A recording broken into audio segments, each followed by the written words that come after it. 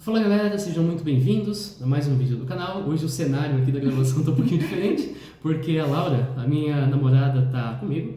E como você viu no título, esse vídeo é a respeito do Michael Jackson. A Laura é uma grande fã do Michael Jackson, ela me deu a ideia de fazer um vídeo a respeito das conspirações que rodeiam diversos aspectos da vida dele. Então, nesse vídeo a gente vai abordar primeiro uma sessão sobre conspirações a respeito do corpo do Michael Jackson em geral, aspectos de saúde, de aparência. Depois tem uma sessão até longa a respeito das conspirações sobre as acusações que o Michael sofreu ao longo da vida. E por fim tem uma sessão a respeito das conspirações que envolvem a morte do Michael Jackson. Espero que vocês tenham gostado do vídeo. A ideia de produzir isso aqui, como eu disse, foi dela. Eu já tinha dito no vídeo do Epstein que um dia a gente abordaria, mas com certeza foi ela que fez esse vídeo surgir bem antes. Então, talvez, eu espero que dê tempo, vocês estão vendo esse vídeo na sexta-feira, dia 29, hoje também é aniversário do Michael Jackson. Então, para a gente abordar a questão de saúde, a gente tem que começar com uma introdução biográfica, justamente por isso ela é boa para começar esse vídeo. O Michael Joseph Jackson, que você conhece como Michael Jackson, nasceu em 29 de agosto de 58 na cidade de Gary, em Indiana. A cidade de Gary já apareceu outra vez aqui no canal, naquele vídeo a respeito da Casa dos 200 Demônios. Então ela apareceu agora em 2 vídeos, o que não é muita coisa, mas é estranho que tenha acontecido 2 vezes. O Michael foi o 8º de 10 filhos que viriam. Nós temos 5 meninos, Jackie, Tito, Jermaine, Marlon, Randy e Brandon. O último faleceu pouco tempo depois do nascimento. E 3 meninas, Rebby, Latoya e Janet. A família Jackson era uma família afro-americana. Elas viviam em um bairro de classe baixa, numa rua chamada Jackson Street. Isso é uma baita coincidência, mas é só uma coincidência. Essa rua foi nomeada em homenagem ao Andrew Jackson, ex-presidente americano. A família tinha várias aspirações artísticas, então a mãe da Catherine, ela tinha um talento para tocar piano, clarinete e violoncelo. Ela tocava na igreja, ela era testemunha de Jeová, inclusive transmitiu esses valores para os filhos. O Joseph Jackson tinha aspirações para ser um boxeador, mas abandonou quando se tornou pai de família. Ele operava guindastes numa metalúrgica, mas além disso, ele tocava guitarra para uma banda local chamada The Falcons. Esse aqui é o Joseph e aqui nós temos a Catherine.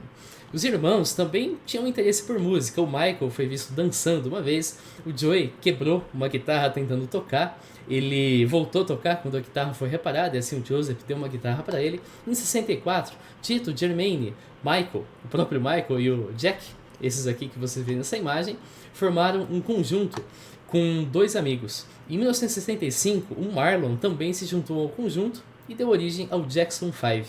Em 66, eles venceram um concurso de talentos na Theodore Roosevelt e passaram o ano seguinte tocando em escolas da região. Em agosto de 67, eles começaram a tocar em locais mais populares. Nesse ano, eles também enviaram gravações para Motown Records, para Wonderful Records, mas foram rejeitados. Em 67, o Jackson 5 conseguiu acordos com Atlantic Records, a Steeltown Records e a Big Boy Records. E, em certo momento, o Michael se tornou vocalista do grupo. Eles mais uma vez foram apresentados para a Motown Records, que aceitou o acordo e fizeram um grande sucesso. Em 67, o grupo desfez o contrato com a Motown, assinou com a Epic Records e trocou Jermaine por Randy. O grupo fez turnês pelos Estados Unidos, alguns membros fizeram carreira solo. Em 89, o Michael tinha 31 anos e o grupo entrou em hiato. Antes da gente prosseguir, é importante lembrar que a infância do Michael, enquanto membro do Jackson 5, foi marcada por diversos traumas. O Joseph, isso a gente vai abordar mais adiante, frequentemente provocava o Michael Jackson a respeito do nariz, chamando de fat nose, então nariz gordo. Algo que o próprio artista lembra de uma entrevista dada em 2003. O Michael também sofria de acne, e isso o deixava envergonhado da própria aparência. Então, no livro Moonwalk, você encontra para baixar na internet, de 1988, feito pelo próprio Michael, você encontra aqui um trecho a respeito disso. Então Marlon também era coberto por espinhas, acnes, ele não se importava, mas ele não queria, o Michael, que ninguém visse a sua pele naquela forma. E isso, claro, fez ele pensar como que 2 irmãos podem ser tão diferentes, como que o Marlon tá de boa, mas ele se sentia tão mal. Aqui a gente tem uma imagem do Michael no final da adolescência, que a gente percebe, claro, as acnes no seu rosto. O Joseph também tinha comportamentos abusivos com o Michael e com a Catherine. Da parte do Michael, ele também o assediava durante os ensaios, ou de maneira psicológica ou fisicamente, através de chibatadas com um cinto, quando ele não apresentasse o desempenho esperado. E o Joseph negou ter abusado fisicamente do Michael, claro, mas a família admitiu que disciplinou as crianças com punições físicas, porque, segundo eles, era dessa forma que as crianças eram disciplinadas na época. Da parte da Catherine, o Joseph traiu ela com uma amante, com quem ele teve uma filha chamada John Vonnie Jackson, nascida em 74, um dia depois do Michael completar 16 anos. E por fim, da parte do conjunto, Joseph permitia que os irmãos se apresentassem em vários ambientes nada adequados para a faixa etária, por exemplo, casa noturna e clube de striptease. E o Michael Jackson, então, abordando aqui já os primeiros boatos a respeito da saúde, teria ele clareado a sua pele propositalmente. Desde o fim da adolescência, em que o Michael se tornava cada vez mais popular, as pessoas notavam que haviam manchas mais claras na pele. O cantor, porém, até então não as explicava. Então aqui a gente tem uma imagem que nós notamos algumas marcas aqui na pele do Michael. Esse tema chamou a atenção da mídia. Eles não tardaram a especular que ele estaria tentando clarear a pele de forma artificial e proposital. Por exemplo, aqui a gente tem uma matéria de 1989 que menciona aqui skin bleaching, então clareamento de pele. E o Michael ignorou totalmente esses rumores até 1988, ou seja, essa matéria é bastante sensacionalista porque a explicação, em parte, já estava presente. Em 1988 a gente tem o Moonwalk, e lá ele nega que realizou qualquer procedimento de abrasão na pele. E também disse que outros procedimentos foram feitos, e a gente vai abordar daqui a pouquinho. Então ele fala, eu não tive os meus lábios thinned, seria... Eu sei a tradução, eu sei o significado em inglês, mas então você tem um lábio mais grosso, seria afinar os lábios. E ele também não teve nenhum processo de abrasão na pele. E todas essas acusações são ridículas, segundo ele. Se fossem verdades, ele diria, mas elas não são. E ele menciona que o nariz e uma covinha, vamos falar daqui a pouco. Agora, uma explicação completa mesmo só foi dada em 93. O Michael, nesse momento, deu uma entrevista para Oprah em fevereiro. Ele abordou várias características físicas e também disse que o clareamento de pele aconteceu por causa do vitiligo. Ainda assim, muitas pessoas não acreditaram na palavra do Michael, afirmaram que ele estava criando um problema de saúde para esconder uma intenção que era meramente estética, especialmente porque a pele se tornou cada vez mais uniformemente brancas. Vamos aqui checar então quais são as evidências que sustentam a versão do Michael. Aqui a gente tem uma pessoa ainda levando a sério esse boato, dizendo que o Michael clareou a própria pele. Então, o vitiligo é uma doença crônica autoimune. As regiões da pele que possuem pigmentação perdem a pigmentação, e a causa do vitiligo no momento é desconhecida, mas ela provavelmente está relacionada a mudanças no sistema imunológico, fatores genéticos, estresse e exposição ao sol. Então aqui a gente tem o que a gente chama de fisiopatologia do vitiligo. Então nós temos a região em que há os melanócitos e essa doença autoimune ataca os melanócitos, causando a destruição e, portanto, eliminando a melanina presente na pele. A forma mais comum é chamada de vitiligo não segmentar, e essa, por sua vez, engloba várias outras formas, dentre as quais a gente tem a mais comum. Todas as formas alternam em ciclos de progressão e estabilidade. Então tem época que avança mais rápido, tem época que fica estagnada, mas, em última instância, todas seguem o padrão. E o vitiligo generalizado causa manchas sem pigmentação que são extensas e aleatoriamente distribuídas pelo corpo. Essa é a forma mais comum. Aí a gente tem vitiligo focal, ele causa manchas sem pigmentação numa região específica do corpo. Talvez você saiba quem tem isso aqui, vitiligo focal, é uma pessoa importante relacionada ao Michael, daqui a pouquinho a gente chega nele. Tem o vitiligo acrofacial, que causa manchas no rosto e nas mãos. Tem o vitiligo mucosal, que tem a ver com manchas na mucosa da boca e na região genital. E o vitiligo universal, que causa manchas sem pigmentação no corpo todo, tem uma progressão bem rápida e é o que o Michael possuía. Os pacientes que têm essas formas aqui, 1 até 4, eles raramente vão ter despigmentação grande parte do corpo. Mas os pacientes que têm a forma 5, que é a que Michael possuía, o vitiligo universal, geralmente progridem sim para uma despigmentação em todo o corpo. As pessoas duvidavam do Michael porque quando ouviam a palavra vitiligo, elas pensavam no caso aqui da moça da esquerda, que é o tipo mais comum de fato. E, claro, o Michael não parecia possuir esse tipo de vitiligo. Porém, isso não é vitiligo universal. O que você vê na esquerda é vitiligo generalizado. Vitiligo universal é o que você vê aqui na direita. Então você percebe que realmente grande parte do corpo vai sendo clareado.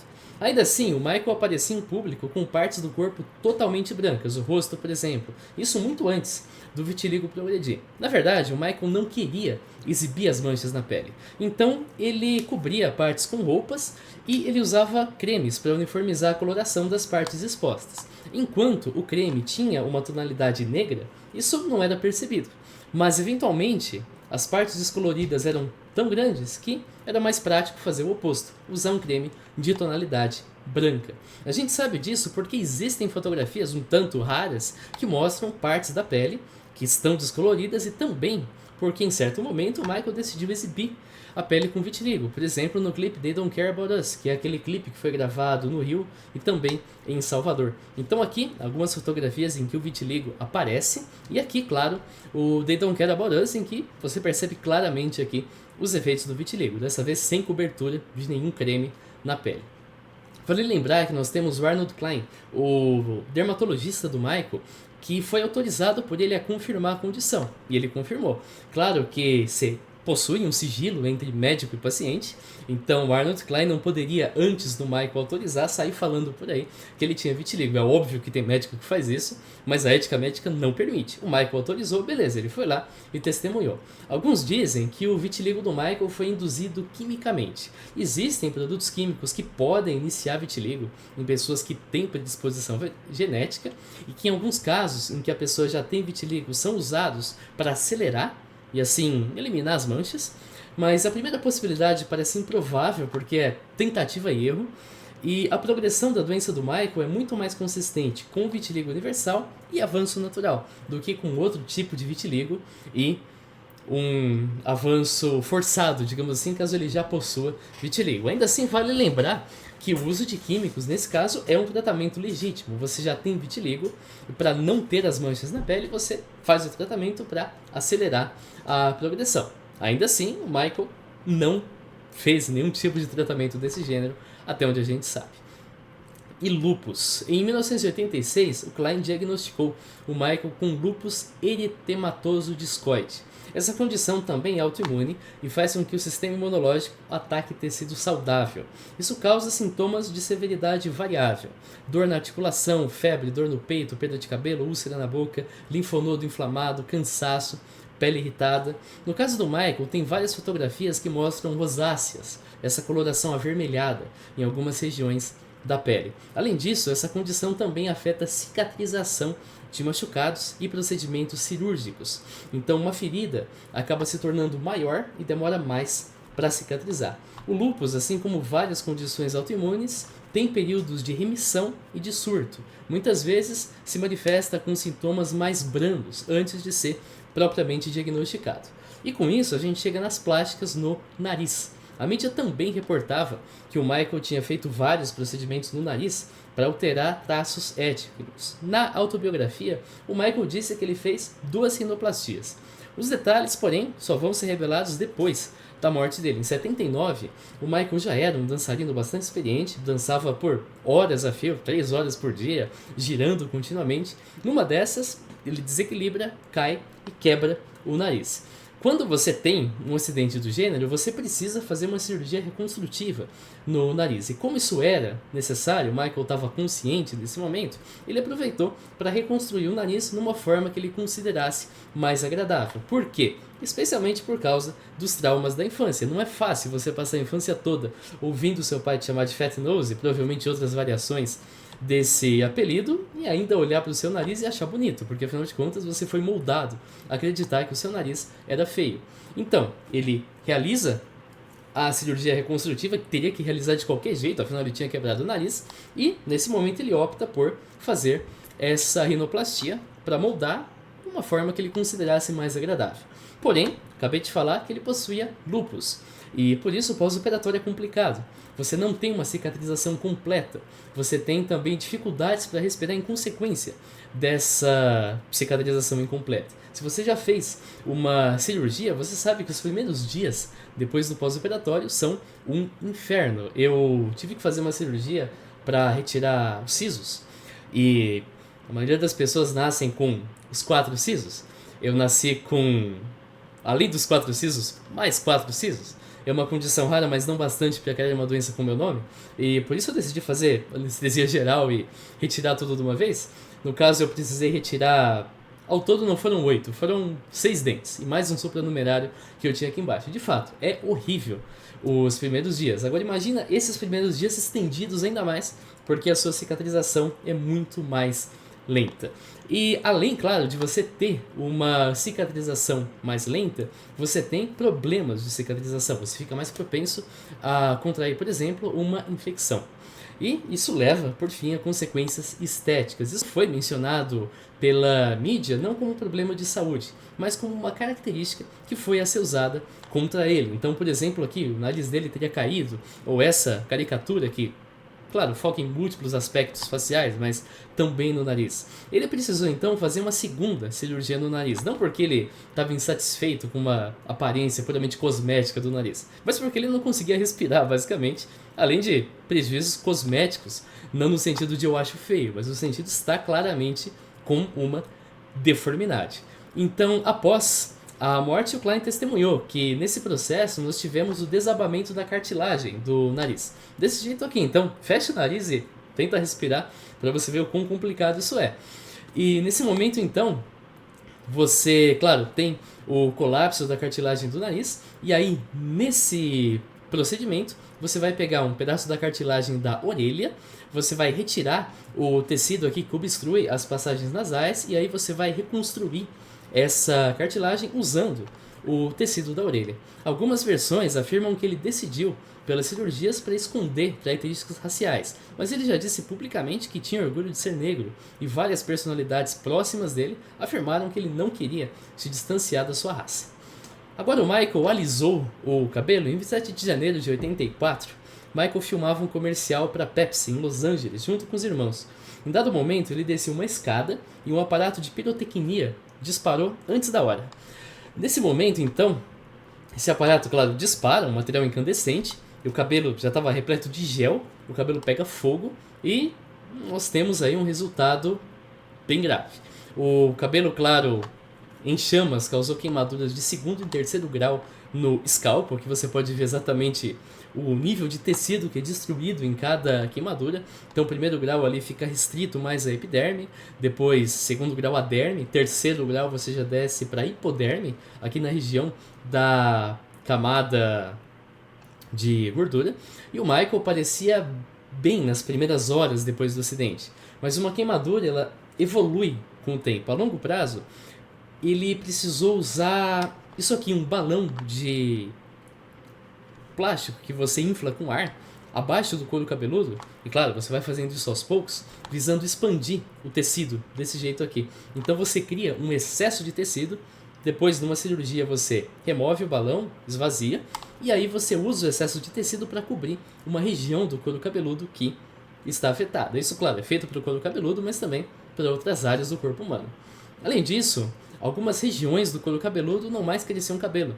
Isso fez com que o Michael utilizasse uma combinação do cabelo natural com uma espécie de perucas personalizadas. Muitos dizem que nesse momento ele decidiu adotar um estilo ainda mais distante do cabelo natural, um liso totalmente escorrido. Mas não, o estilo logo após o acidente era longo, porém cacheado, como você vê aqui. Um estilo mais liso só foi adotado muito tempo depois, 1991, versus o acidente que aconteceu em 1984. Então, resumão aqui, quais são os procedimentos estéticos que ele realizou? Ao todo, a gente sabe que teve a despigmentação pelo vitiligo universal, algumas cirurgias no nariz. A primeira, claro, você sofreu um acidente e você precisa de uma rinoplastia. As próximas não estavam no calendário, mas o nariz efetivamente tinha problemas funcionais e também estéticos, no sentido de uma deformidade. Graças ao lúpus, ele realizou reconstruções no couro cabeludo e, isso sim para fins estéticos, colocou uma covinha no queixo, essa covinha que você verifica aqui. Ele também teve problemas de saúde, com impactos a curto e médio prazo, isso não é tanto foco do vídeo, mas desidratação, problemas ortopédicos, infecções virais, um certo impacto na garganta, na voz, claramente, quedas, problemas dentários e assim por diante. E devido ao acidente com fogo, ele precisou usar analgésicos regularmente. Isso evolui para um vício, isso é muito importante para a gente abordar na última sessão desse vídeo. O conjunto de todas essas condições, aliado a uma dieta vegetariana que ele mantinha em alguns momentos, causou perda de peso, e isso deixou os ossos na bochecha mais proeminentes, como você vê nessa imagem aqui. Numa entrevista, ele afirmou que os ossos faciais proeminentes são uma herança paterna, e a gente pode confirmar isso. Nas imagens do pai e principalmente do avô, a gente nota esses ossos. Aqui a gente tem o Joe Jackson, e aqui a gente tem o Samuel Jackson, que a gente vê claramente. Esse aqui é o avô do Michael Jackson, você vê os mesmos ossos aqui nas bochechas. O Joseph Jackson tinha um rosto mais cheio, então é mais difícil de notar, mas o Samuel você vê claramente.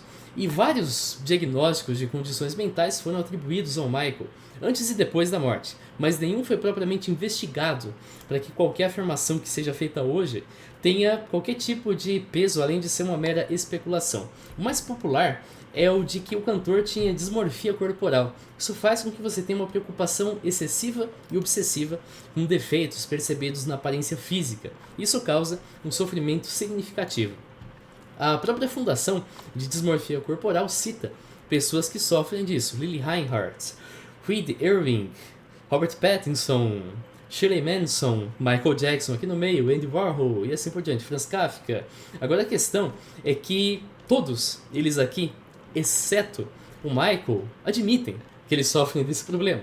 Então o próprio Robert Pattinson menciona aqui dismorfia corporal e uma ansiedade tremenda. Ele cita aquilo que ele sentia. O Michael não. O Michael é simplesmente uma suposição, porque ele realizou uma quantidade além do normal de cirurgias cosméticas e também a negação de ter realizado cirurgia cosmética. Em relação à negação de ter realizado cirurgia cosmética, a gente já viu que é mentira. Até certo momento ele mantinha os detalhes da vida privada em segredo e depois ele simplesmente falou: vitiligo, rinoplastia, isso afetou aqui, claro, toda a respiração, eu precisei fazer para respirar e assim por diante. O que nos leva então à questão de que o único procedimento que foi puramente cosmético foi a dita covinha no queixo. A reconstrução do nariz teve ali um caráter cosmético na primeira vez, porém isso não era muito importante para o Michael, porque ele só foi atrás de fazer quando se tornou obrigatório. Se isso era realmente uma obsessão, é de se imaginar que o Michael teria feito muito antes, e não só quando ele veio a quebrar o nariz durante um ensaio.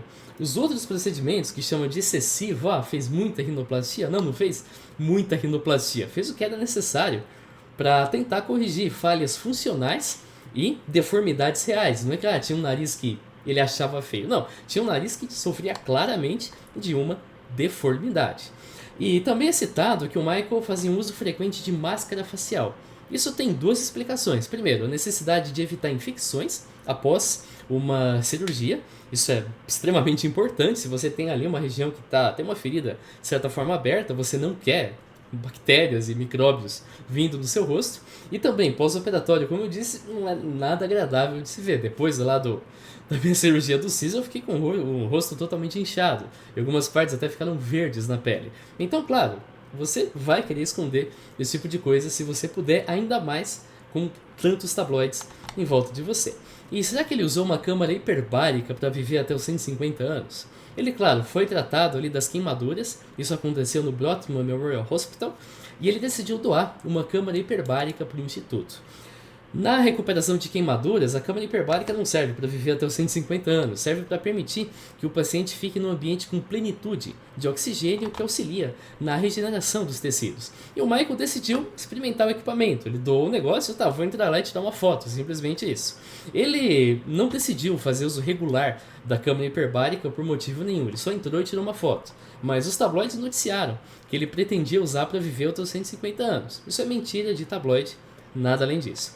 Será que ele foi castrado? Uma tradição que remonta lá a Roma do século IV, e depois só foi se encerrar lá no século XIX, envolvia a castração de garotos por meio de um coma induzido por ópio. Então você dava uma dose bem alta de ópio pro garoto, muitas vezes isso levava à morte, e aí então você colocava ele num banho de água gelada, torcia os testículos até que eles atrofiassem. Como resultado, os garotos que tinham o nome de castrate não desenvolviam totalmente a laringe e tinham a extensão vocal da pré-puberdade, que ambos os sexos possuem. E a falta de testosterona produz uma estrutura torácica diferente da de um adulto que não é castrado. Isso permite que, com um certo treinamento, o castrato possuísse muito mais fôlego. O Conrad Murray, que é o médico responsável pela morte do Michael, a gente vai falar mais adiante, afirmou que ele foi castrado quimicamente pelo pai, visando manter a voz pré-puberdade.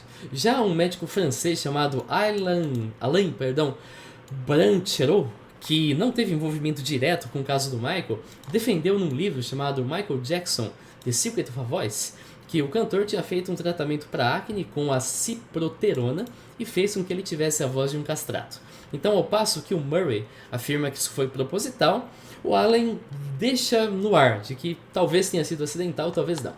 A ciproterona é um antiandrogênico, ele é responsável por bloquear os hormônios masculinos. Você usa isso em terapia hormonal de redesignação sexual e também em tratamento contra acne, hirsutismo, que é uma condição em que você tem excesso de pelos pelo corpo, puberdade precoce e também câncer de próstata. Agora, eu não achei nenhum artigo sobre os efeitos da ciproterona na voz em terapias de redesignação sexual, que voz é justamente uma das coisas que são importantes numa terapia do gênero. E artigos sobre os efeitos na voz em pacientes do sexo feminino não apontam efeitos na voz. Além disso, a ciproterona é conhecida por causar ginecomastia, ou seja, aumento dos peitos em homens. E o Michael jamais possuiu ginecomastia. Além disso, a voz dos castrati é equivalente a de uma soprano, mezzosoprano ou uma contralto. O Michael, por sua vez, era tenor. E vale lembrar que vários cantores que não são castrados conseguem produzir a voz de um castrato. Alguns deles passaram por distúrbios hormonais na adolescência e outros dizem que não possuem nenhuma normalidade, foi simplesmente treino. Uma curiosidade que talvez você esteja pensando é, um castrate consegue ter uma ereção? Sim, consegue. Eu fui atrás porque eu também tive essa curiosidade e sim, é possível. Claro, você tem uma série de prejuízos em função de não ter uma produção de testosterona, mas ele consegue manter aí uma série de funções masculinas. Os filhos do Michael não são biológicos. O Michael Jackson tem 3 filhos, Prince Michael Jackson I, nascido em 97, a Paris Jackson, nascida em 98, e o Prince Big, é o apelido Michael Jackson II, nascido em 2002. Então aqui a gente tem, claro, na ordem, né? Ordem reversa, né? O Big, a Paris e, claro, o Prince. Um rumor que seria uma consequência caso o rumor da sessão anterior fosse verdadeiro, afinal, um castrate de fato não pode ter filho, mas que não depende dele, porque várias pessoas que conseguem ter filho optam por adotar, afirma que ou algum deles ou todos eles foram adotados. Em primeiro lugar, o Michael sempre reconheceu os 3 como biológicos e os 3 sempre reconheceram o Michael como biológico. Então, o Michael reconhece que eles são filhos biológicos e os filhos reconhecem que ele é o pai biológico. Se não tem nenhuma disputa legal sobre isso, nem os 3, nem o Michael tem qualquer obrigação de fazer DNA, de provar laço sanguíneo. O Prince e a Paris foram concebidos pelo Michael e pela Debbie Rowe. Até onde a gente sabe, eles não se casaram exatamente fruto de um romance verdadeiro, mas sim porque eles queriam conceber os filhos dentro do casamento segundo princípios da religião. O Prince II foi concebido pelo Michael com uma mulher que a gente não conhece, anônima. Aqui a gente tem a Debbie e o Michael. O argumento para uma não consanguinidade vem puramente do fenótipo. Eles têm uma aparência mais caucasiana, algo que o Michael não possui. Claro, depois de todo o efeito do vitiligo, principalmente, você tem uma aparência que tende mais ao caucasiano, mas o que realmente conta na genética é a aparência que você carrega do nascimento. Agora, vale lembrar que as características raciais não são determinadas por um único alelo. Na escola a gente costuma estudar lá recessivo, dominante, tem lá todas as 4 combinações e é isso. Característica racial é uma coisa muito mais complexa. E essa ideia de recessivo dominante funciona para muita coisa. Tem muitos alelos que são assim. A síndrome de homem-árvore, por exemplo, é assim, que é a questão da pessoa ser suscetível a uma infecção por HPV, e com isso ela cria uma série de verrugas de queratina aqui nas mãos, no rosto e nos pés. Se eu não me engano, a insônia familiar fatal também é causada por um único alelo. Agora, a característica racial não, é causada por um monte de alelos. E se o Michael tem genes recessivos, uma combinação, então de fato eles vão ser sobrepostos aí pelos genes do Dibby. E além disso, o fato que os filhos herdam todas as características da mãe, citados em muitos casos e nenhuma de Michael, tá errado. O Prince e a Paris têm cabelo castanho claro, como você vê nessas imagens aqui. Algo que não é o caso da Dibby, porque a Dibby tinha um cabelo loiro natural. E por fim, e agora sim a gente entra na questão que eu falei mais cedo, o Prince tem vitiligo, ao que tudo indica, focal, como você vê aqui na região da axila. É uma condição conhecida por ser hereditária. Alguns membros da família do Michael afirmaram que o lado paterno tem alguns aí sintomas de vitiligo, também na forma focal. Vamos abordar aqui agora as acusações, começando por 1993. A história começa em 92, quando o carro do Michael Jackson quebrou e foi levado até um estacionamento e locadora chamado Rent a Wreck. Lá, nós tínhamos o David Schwartz, que era proprietário, e conversou com o Michael Jackson. Olha, eu arrumo aqui seu carro, te alugo um carro de graça, em troca. Você vai permitir que a minha esposa venha aqui hoje e conheça você, e permita também que o filho dela conheça você. Então ele ligou para a June e avisou que o Michael estava lá no estacionamento, disse para ela trazer o filho dela, o Jordan, que era de outro casamento, cujo pai biológico do Jordan era o Evan Chandler, que era um dentista que tratava celebridades em Hollywood. Nessa ocasião, o Jordan e o Michael se tornaram amigos, essa relação se desenvolveu ao longo dos meses. Em várias ocasiões, o Michael convidou o Jordan, assim como a meia-irmã e também a mãe, para visitar Neverland Ranch, bem como para viagens a Las Vegas e na Flórida. Ao mesmo tempo, esses convites interferiam com as visitas entre o Jordan e o Evan, que era o pai biológico.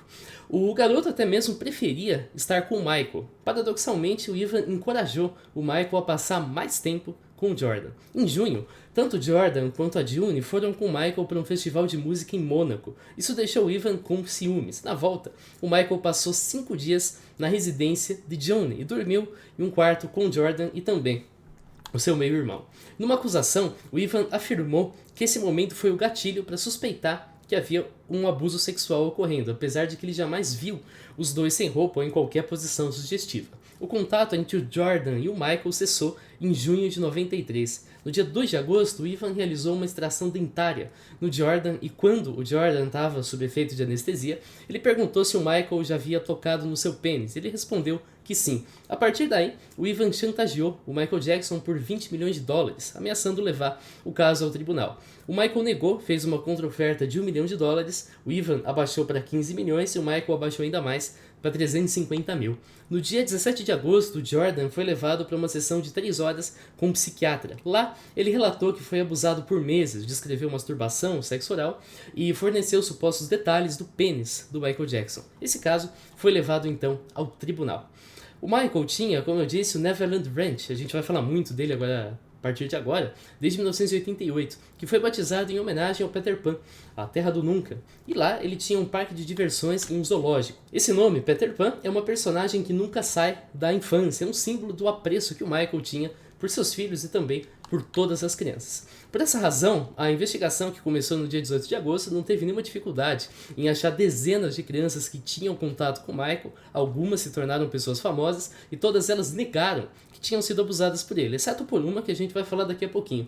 Um deles é o Brett Barnes, esse é importante, que tinha 11 anos e afirmou que ele já compartilhou uma cama com Michael, mas que nunca teve nada inapropriado. Wade Robson, que tinha 10 anos e que viria a se tornar um dançarino, testemunhou a mesma coisa. E ele também é bastante importante, mas no sentido ruim. A gente vai entender mais adiante. Segundo tabloides, o então ator mirim Macaulay Culkin também tinha sido abusado, mas os documentos revelaram o oposto. Ele também negou que foi vítima. Por outro lado, muitos pais reportaram que a polícia estava usando técnicas inapropriadas para conseguir depoimentos. Ela tentava induzir os garotos que supostamente teriam sido vítimas a testemunhar, alegando que eles já tinham fotografias deles nus, ou que eles já sabiam da verdade, por mais que eles não tivessem nenhuma evidência. Algumas acusações paralelas também surgiram, mas nunca em uma via formal. Um ex-segurança do Michael disse que foi demitido porque sabia demais e teve que destruir uma foto de um garoto nu. Mas ao invés dele ir atrás da polícia, ele vendeu a história por $150 mil para o Hard Copy, que era um programa de TV conhecido por usar material fraudulento ou que era obtido através de meios questionáveis. A Blanca Francia, uma ex-camareira do Michael, alegou que se demitiu em repulsa após ver o cantor no banho com uma criança, mas ela não procurou a polícia. Segundo uma biógrafa do Michael, ela também vendeu a história para Hard Copy, nesse caso $20 mil. Dos envolvidos com o lado acusatório, a June inicialmente disse que não achava que o Michael era um abusador. Logo depois mudou a versão. A Gloria Alfred, que era advogada de acusação, abandonou esse caso 11 dias depois de ter acatado. Enquanto isso, as investigações aconteciam. No lado acusador, o que foi descoberto também não parecia muito promissor. Numa consulta com um psiquiatra, verificou-se que o Jordan tinha sinais de que ele era manipulado por um dos seus pais contra o outro. O psiquiatra que fez a avaliação, Richard Gardner, chama isso de síndrome de alienação parental. Mas apesar dos sintomas dessa síndrome serem observados, a condição não é oficialmente reconhecida pelos demais pares da psiquiatria. Além disso, o depoimento do Jordan foi obtido com a administração de uma droga chamada amobarbital. É um agente sedativo e também hipnótico, que vários estudos reconhecem como capaz de induzir a formação de memórias falsas e também de distorcer memórias reais, conforme você vê no resultado dessa meta-análise que foi publicada em 94. Em julho de 93, o Chandler telefonou para o Schwartz e secretamente o padrasto então gravou a conversa que estava acontecendo.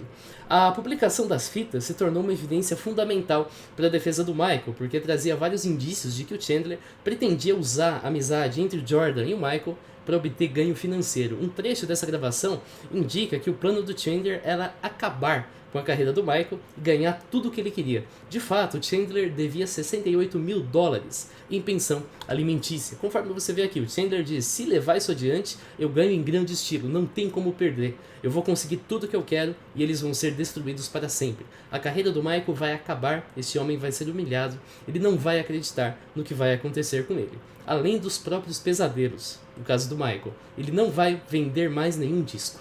Curiosamente, nenhum trecho da gravação traz o que a gente esperaria de um pai cujo filho foi abusado, que seria uma revolta genuína contra o Michael.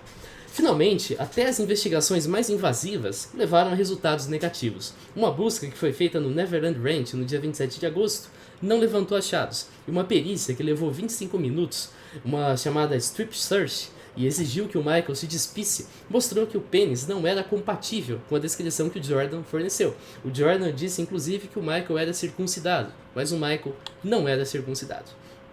Agora, por que exatamente o Michael teria realizado um acordo se ele era inocente? No dia 25 de janeiro de 94, Chandler e a defesa do Michael entraram num acordo de que as acusações na esfera civil seriam retiradas mediante um pagamento de $23 milhões. 15 iria num fundo de pensão para o Jordan, 1,5 milhões para o pai, 1,5 milhões para a mãe e 5 milhões para um advogado da família. Muitos afirmaram que esse acordo foi realizado para livrar o Michael das acusações.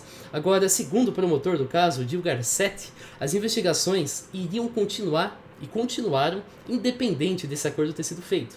Então isso quer dizer que se o Michael fosse culpado, ele ainda seria punido conforme a lei. E de fato, as investigações prosseguiram até meados de 94, envolveu 2 júris, mais de 400 pessoas e 13 meses, e nenhuma prova foi levantada. Isso levou ao fechamento do caso, sem que o Michael fosse acusado. Mas então, por que realizar o acordo se você é inocente? Para uma pessoa comum, geralmente é mais vantajoso esperar o processo ser julgado e ser inocentado. Agora, o Chandler colaborava constantemente para o Michael ser assediado por parte de tabloides que lucravam com acusações, e isso minava gradativamente a reputação do Michael e poderia destruir a carreira. Então, nesse caso, pagar para retirar a acusação acaba compensando, digamos assim, porque o custo que você vai ter para levar isso até o tribunal, nem tanto em termos de pagar os advogados e todas as custas processuais, mas em termos de danos à carreira, é muito maior do que simplesmente gastar ali os $23 milhões que foram gastos para encerrar essa história. E claro, isso não serve para nada em relação a livrar da acusação, porque caso o Michael realmente tivesse abusado do Chandler, ele iria sofrer as consequências quando a investigação apontasse que ele era culpado. E quais as acusações do Jason Francis? Em 1993, o Jason Francis, com 13 anos, era um dos garotos que foi entrevistado pela polícia. Inicialmente, ele negou que o Michael tivesse feito qualquer ato inapropriado com ele. As duas citações abaixo, que foram produzidas pelo Jason, nos mostram. Então o Jason fala: vou dizer isso de uma vez, não me lembro dele tentando nada comigo, exceto cócegas. E o Jason depois: se eu não lembro, é porque eu não lembro. Agora a polícia insistiu em tentar obter algum depoimento do Jason que corroborasse com uma acusação. Abaixo a gente tem uma transcrição do que o Neglia, que é um detetive de polícia, disse. Então Neglia disse: certo, mas o que eu quero dizer é que talvez eu não esteja sendo claro bastante. Talvez ele tenha posto suas mãos em alguma parte de você que ele não deveria. Isso te deixou desconfortável. É por isso que você não está lembrando. É diferente de não lembrar porque você não quer lembrar. E quando você menciona cócegas e tudo mais, você está se forçando a não lembrar. Abaixo a gente tem um trecho de um diálogo entre o Neglia, o Burton, ambos detetives, e o Jason. Aqui, eles mentem que o Culkin e o Corey Feldman tinham confirmado que foram abusados, apesar de ambos terem negado que isso tenha acontecido. Então Neglia diz: eu entendo como isso seja difícil, eu entendo que seja doloroso pensar sobre essas coisas, e você está ajudando a outra criança que ele está machucando agora. O Jason pergunta: que outra criança?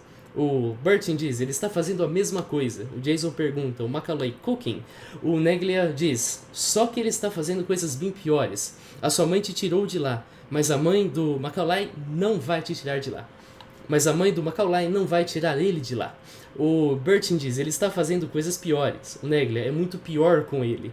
Em outro trecho, o Neglia diz: ele é um viciado agora, ele vai preso, ele não trabalha nem nada, ele fica chapado, ele enche o nariz de cocaína e vai morrer quando fizer 22 anos. O Jason pergunta: quantos anos ele tem? O Neglia diz: 21. Mas é o tipo de vida que ele tem, é por estar exposto a pessoas como essa e não ter ninguém para protegê-lo.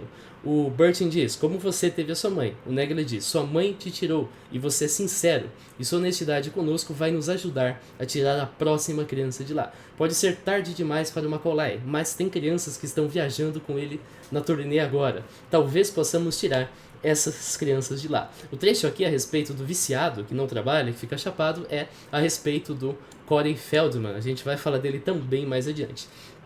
Jason confessou que ele foi abusado pelo Michael e a mãe dele, a Blanca Francia, processou o Michael solicitando uma indenização. Ao passo que tem situações em que um evento traumático é esquecido, tem debate na psiquiatria se isso difere do esquecimento de eventos não traumáticos.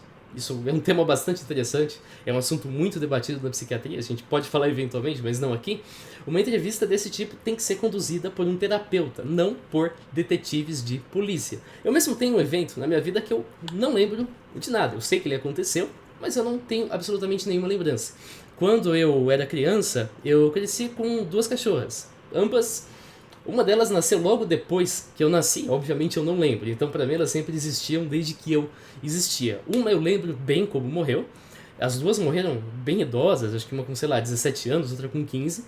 Agora a outra eu não tenho memória nenhuma. Eu sei que ela morreu, obviamente, porque o cachorro não é imortal, ela não tá aqui, mas eu não lembro o que aconteceu naquele dia, se foi durante o dia, se foi à noite, se ela foi sacrificada, se não foi, não lembro absolutamente nada.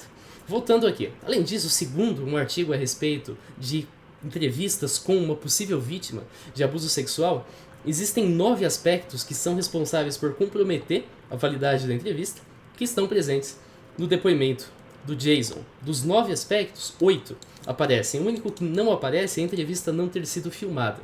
Então eles são, no caso aqui, ausência de lembrança espontânea. O Jason não disse "eu lembro", a memória teve que ser induzida. Nós temos o viés do entrevistador contra o acusado, então ele está insistindo que o Michael pode ter abusado do Jason. Perguntas repetidas, isso eventualmente vai levar a uma resposta específica, porque Jason quer acabar logo com isso. Várias entrevistas até chegar na resposta que você quer. Perguntas incessantes, vilanização do acusado, apresentação de outras possíveis vítimas e referências às acusações, porque isso indica para a criança o que ela deve falar, porque ok, se o Macaulay foi abusado, então eu devo falar que eu provavelmente fui abusado também. E o Macaulay sequer foi abusado. E também uso de ameaças ou bajulação. Nesse caso aqui, nós temos em parte a bajulação, dizendo que ele está ajudando outra criança que está sendo machucada no momento. E de certa forma um tanto velada, nós temos aqui as ameaças, dizendo que a mãe dele tirou ele de lá, mas poderia não ter sido assim, dizendo que ele faz coisas piores, dizendo que um outro cara vai morrer quando fizer 22 anos, e assim por diante.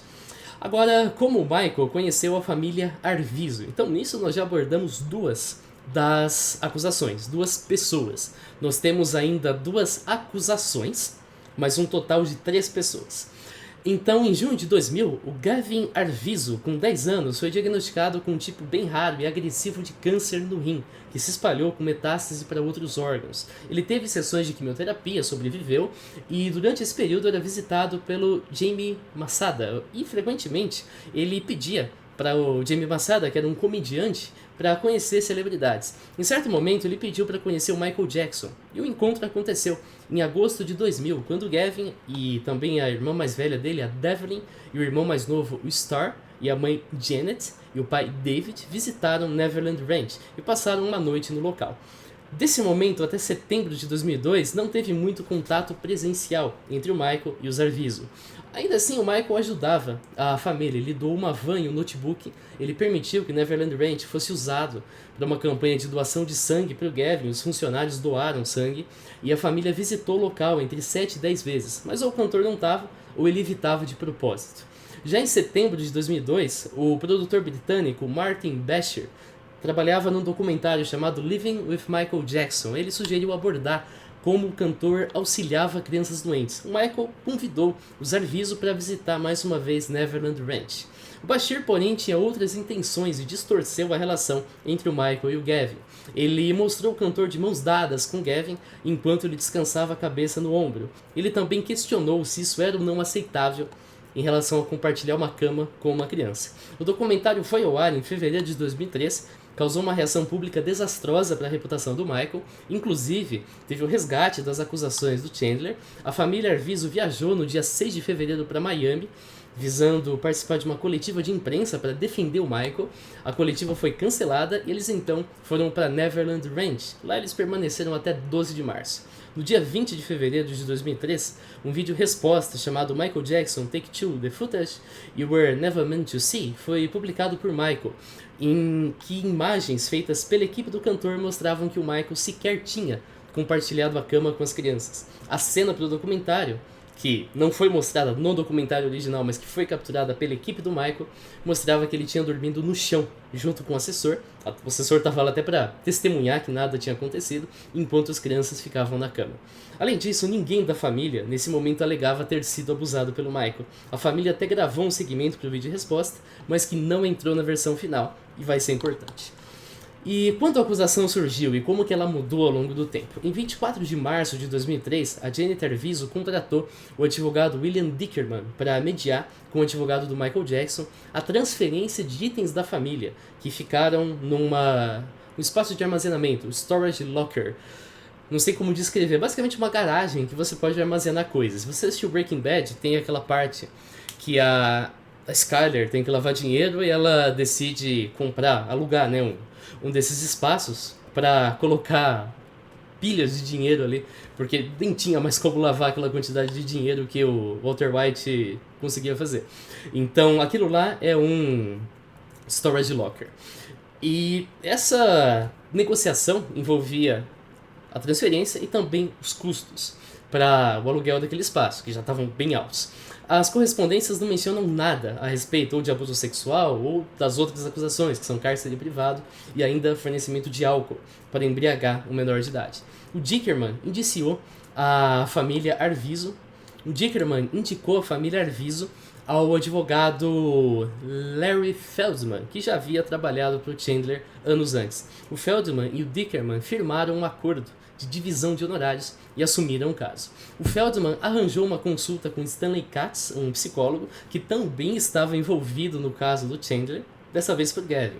Na consulta, o Gavin teria revelado que foi abusado pelo Michael, então no dia 13 de junho de 2003, a alegação é formalizada no Santa Barbara Sheriff's Office. Agora, diversos detalhes se mostraram incongruentes na alegação inicial e nas alegações futuras. Em primeiro lugar, depois do documentário, os assistentes sociais uma espécie de conselho tutelar, digamos assim, lá dos Estados Unidos entrevistaram a família. Nessa ocasião, a Janet afirmou que jamais deixou os filhos sozinhos com Michael e que eles jamais compartilharam uma cama com Michael e que não teve nenhuma instância de abuso. Quando o abuso foi relatado a primeira vez, perguntaram para os Arvizo por que eles negaram ao serviço social que isso ocorreu. Os trechos abaixo revelam que eles disseram que o Michael conseguiu o silêncio da família através de ameaça. Então, ele foi questionado pelo pessoal desse serviço social. Ele disse que eles tinham medo do Frank Castle, que é um amigo do Michael, e do próprio Michael. Depois o Starr disse que o Michael tinha assustado com ameaça de morte e que ele esclareceu que não foi o Michael diretamente, mas as pessoas associadas a ele. E ele disse que ouviu essa ameaça pessoalmente, que o Frank Castle disse que se o Starr não protegesse o Michael, algo ruim ia acontecer na família. Porém, o segmento gravado pela família foi localizado e verificou-se que, supondo aqui que esse silêncio foi comprado, que a família foi coagida a gravar o vídeo, então eles deveriam estar tensos quando não estivessem sendo gravados. Porém, tem várias situações em que eles estão gravados, mas não sabem que estão. Eles falam, pera, a câmera está gravando, tal, enfim, eles não sabem se estão gravando. E nesse momento eles estão totalmente confortáveis e até fazem sugestões espontâneas a respeito do que eles poderiam afirmar na gravação para ajudar o Michael Jackson, para proteger a reputação do Michael Jackson. Isso, claro, se mostrou muito estranho, muito incompatível, e a família mudou a versão. Os abusos agora não ocorreram nesse momento, eles ocorreram depois desse segmento ter sido gravado. No momento do segmento, todo mundo estava tranquilo porque achava que o Michael não tinha feito, não iria fazer nada de errado. Múltiplas entrevistas foram conduzidas pela polícia entre junho e setembro de 2003. Elas também revelaram detalhes contraditórios. Então, o número de incidentes muda ao longo do tempo. Em julho de 2003 é menos de 5, em agosto é 5, em novembro é ao menos 5, e depois ao menos 7 em novembro de novo, e depois é 2 em 2005. Em agosto de 2003, ele é questionado se ele sabia o que seria masturbação, porque afinal de contas isso teria ocorrido durante os abusos. Gavin afirma que sim, porque a avó dele tinha lhe dito que os homens precisavam se masturbar para controlar impulsos. Mas em 2005 ele muda a versão e diz que quem disse isso aqui foi o Michael. Inicialmente, o Starr disse ao psicólogo que viu Michael colocando as mãos por cima da roupa do Gavin, quando ele estava desmaiado sob efeito de álcool, mas em 2005 ele disse que isso aconteceu por baixo das calças. O Starr também inicialmente contou num episódio em que ele estava dormindo numa cadeira, enquanto o Gavin estava na cama, e aí o Michael se deitou e realizou movimentos sexuais contra o Gavin. Em 2005 ele disse que, ao invés de estar na cadeira, ele estava na cama, que ele não viu nada inapropriado, só que o Michael se deitou. Em 2003, o Starr também alegou que ele foi abusado pelo Michael, mas ele simplesmente abandonou essa versão depois. Tanto o Starr quanto o Gavin alegaram que numa ocasião o Michael se exibiu para os garotos nu, tendo uma ereção. Só que o Gavin disse que o Michael correu até o quarto, pegou algum objeto e saiu, e o Starr disse que ele ficou na cama por alguns minutos e falou que aquilo era natural. As crianças também alegaram que o Michael mostrou a eles revistas pornográficas que estavam numa maleta. Eles contradisseram, porém, quanto à data em que isso ocorreu. E também o que o Michael disse ao mostrar o material. O Gavin disse que o Michael disse que o material era do Frank e fez piadas a respeito. O Starr disse que o Michael se manteve em silêncio. E também sobre a quantidade de material. O Gavin disse que eles pegaram ali uma maleta com revista pornográfica e viram quase todas. O Starr disse que viram 3 ou 4, de uma quantidade bem grande de revistas. O Gavin alegou que o Michael operou um computador para mostrar pornografia, mas nas versões posteriores isso mudou para dizer que era o Frank que mexia no computador, enquanto o Michael só supervisionava. Os Arvizo afirmaram que o Michael tinha dado remédios sedativos aos garotos, mas isso também foi abandonado. A Janet inicialmente retratou o Michael como um perseguidor e que ele mantinha conversas telefônicas com Gavin, insistia em manter, mas os registros mostram o oposto. O Michael havia cessado o contato ainda em 2000 e a família enviava cartas implorando para ele retomar contato. Então o FBI acompanhava o Michael Jackson desde 1993 e ele foi envolvido na investigação. Os arquivos produzidos pela FBI, que estão para download aqui, é melhor você acessar pelo arquivo da internet porque o link aqui do próprio FBI dá um erro dizendo que o domínio foi bloqueado, então você baixa por aqui. Ele contém 300 páginas, aproximadamente metade já foi divulgada ao público. E aqui a gente vai usar alguns desses documentos porque eles vão ser importantes de agora em diante. No dia 18 de novembro de 2003, uma busca com mais de 70 policiais foi feita em Neverland Ranch. Uma série de itens que foram considerados suspeitos e foram levados ao tribunal pela acusação são descritos nesse endereço aqui. Foi obtido pelo Radar Online. O Radar Online distorceu bastante o que tem realmente nesse documento, então é melhor você dar uma olhada para entender mesmo. Ao invés de ler o Radar Online, lê o documento original. Eu não vou descer aqui, porque tem foto de mulher pelada e o YouTube não gosta muito de foto de mulher pelada. Tá censurado, mas ainda assim eu acho melhor evitar.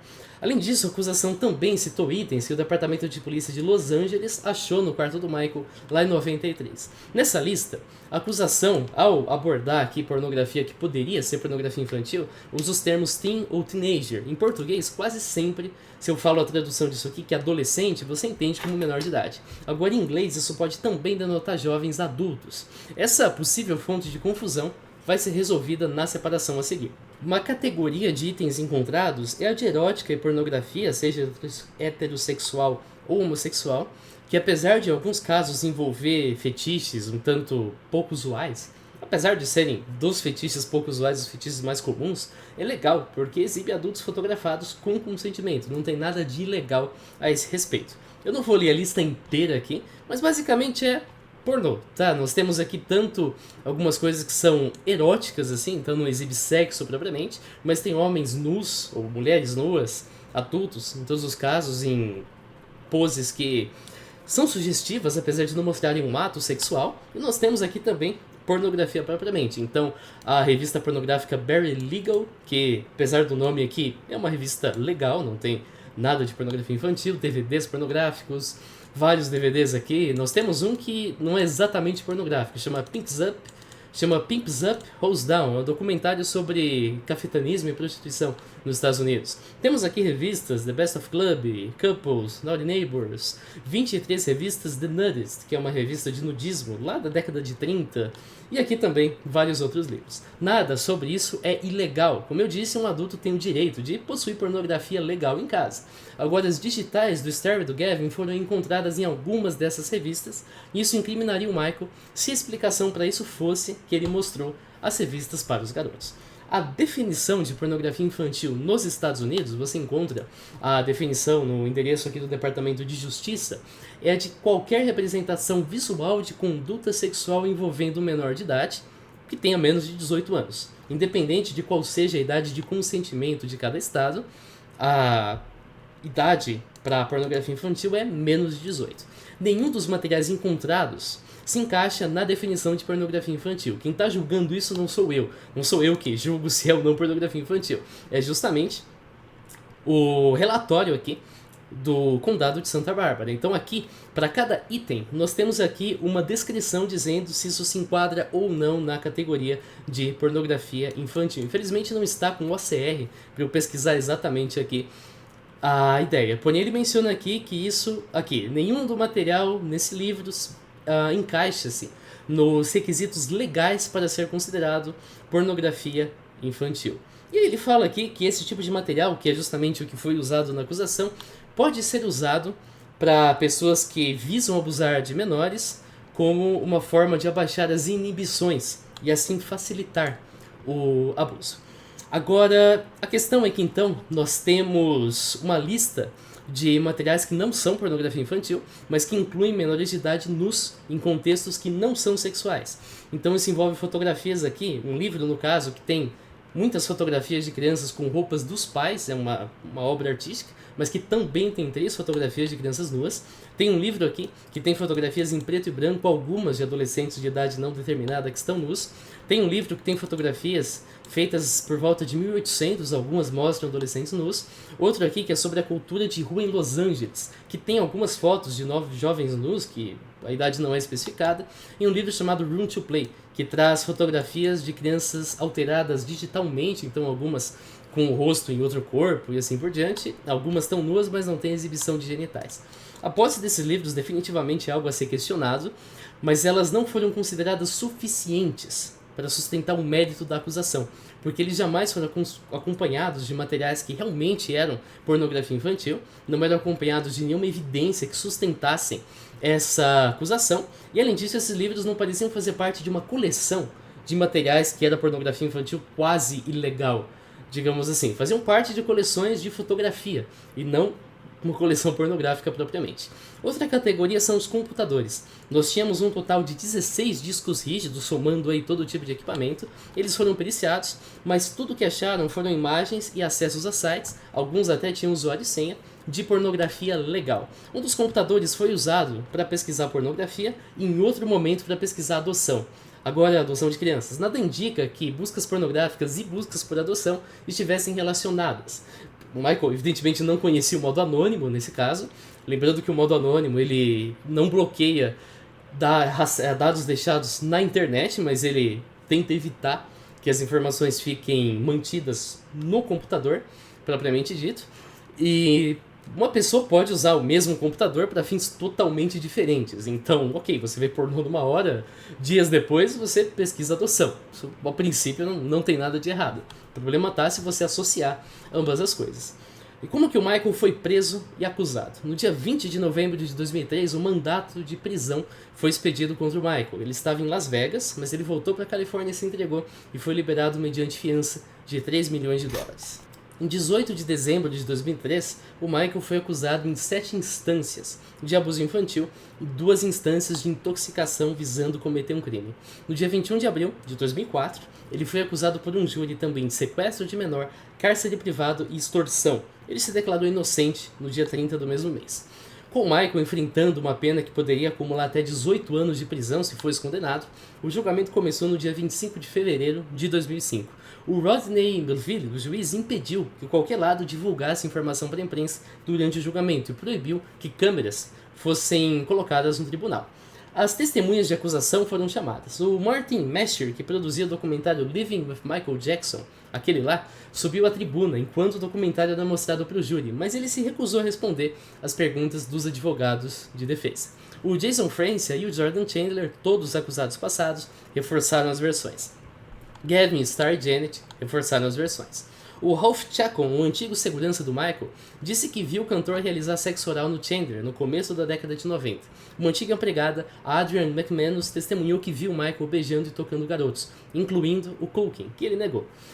A McManus, em 93, tinha negado sob juramento que testemunhou qualquer abuso. Ambos, por sua vez, tinham sido considerados culpados porque roubaram itens da casa do Michael Jackson, somando $50 mil, e eles deviam mais de $1 milhão em custas processuais. A Kiki Forner, uma antiga governanta em Neverland Ranch, testemunhou que o local frequentemente se tornava caótico quando haviam crianças e que Gavin e o Starr destruíram seus quartos e numa ocasião o Starr apontou uma faca para ela, mas ela jamais viu os garotos bêbados. A Cynthia Bell, uma comissária de bordo, viajou com o Michael e o Gavin, testemunhou que nunca viu o garoto compartilhar bebida com o Michael e que o Michael pediu vinho em latas de refrigerante porque não gostava de beber álcool na frente das crianças. Ela também não viu episódios de carinho, exceto quando o Michael colocou o braço ao redor do Gavin.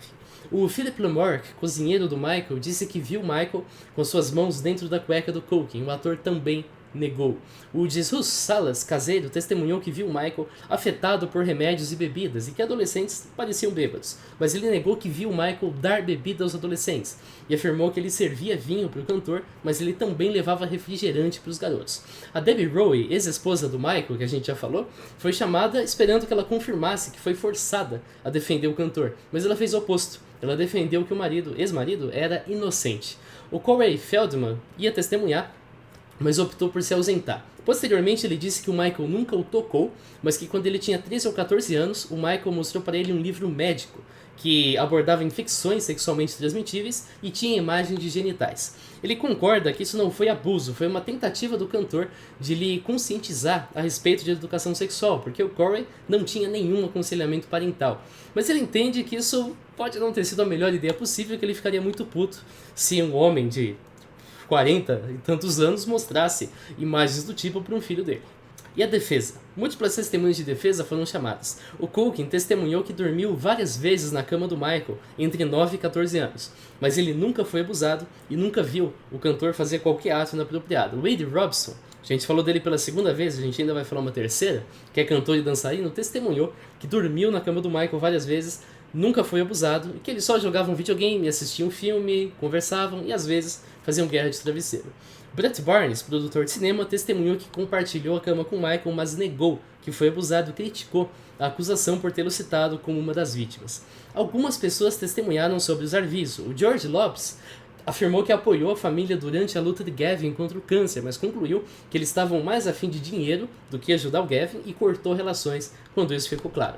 Jay Leno, um comediante e um âncora, recebia chamadas de crianças doentes, recebeu uma mensagem do Gavin e estranhou ele ser chamado de meu herói, porque geralmente criança chama de meu herói quem é ídolo infantil ou quem interpreta personagem, sei lá, o cara que interpreta o Superman, o cara que interpreta o Batman e assim por diante.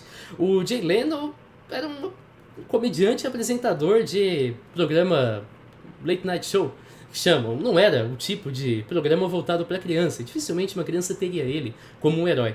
E no fundo ele ouviu a Janet orientando o Gavin sobre o que dizer. O Chris Tucker testemunhou que sentiu pena dos Arvizo, lhes deu dinheiro e presentes, mas eles ficaram exigentes e tentaram tirar vantagem. Ele alertou o Michael sobre os Arvizo.